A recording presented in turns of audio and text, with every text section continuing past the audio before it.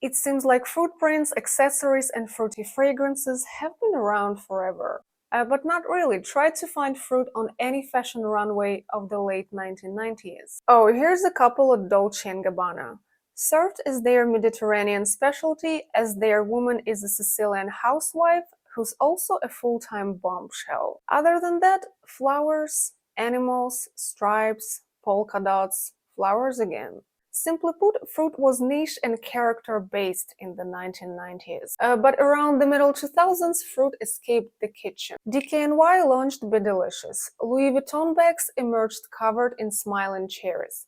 These two events signaled a major shift in taste. The boundaries of what could be considered luxurious were expanding.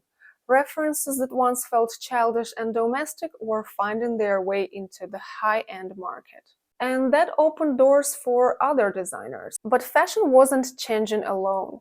1 year prior to that, perfumery was shaken up by a new DKNY release, Be Delicious.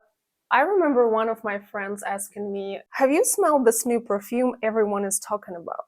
It smells like a green apple, and a little bit like green apple chewing gum." And honestly, that was a very accurate description. Be Delicious didn't smell as synthetic as green apple shampoos or bubble gum. But it also wasn't trying to evoke orchards or farmers' markets. It occupied a sweet spot somewhere in between, and people loved it. The fragrance became a massive success. For a while, you could not enter a public space without smelling it on someone. But why did it resonate so strongly with consumers?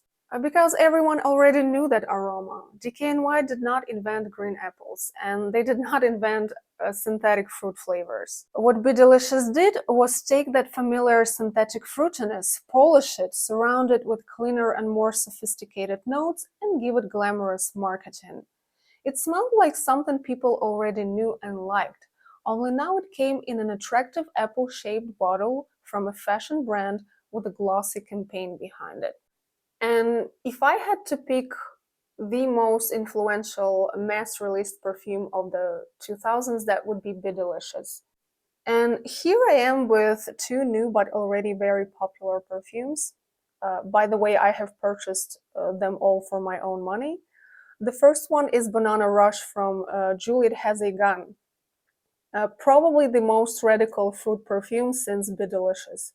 And again, it sits somewhere between realistic fruit and artificially flavored banana toffee. The second one is Yummy Sunny by Escada. It has a very realistic passion fruit note in the heart, but with coconut and whipped cream in the base. So the whole thing smells more like a passion fruit milkshake.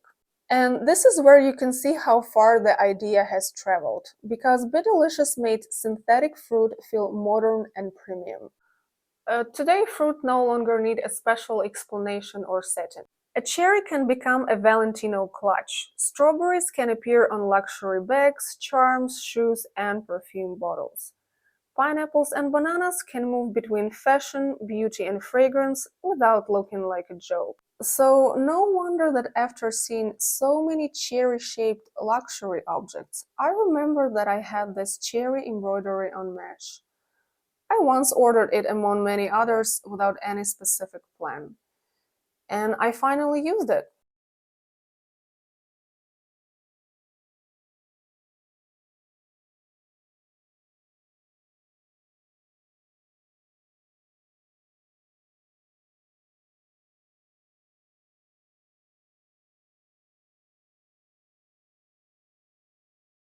Now I'm fully prepared for the summer. Thank you for spending your time with me, and I'll see you soon.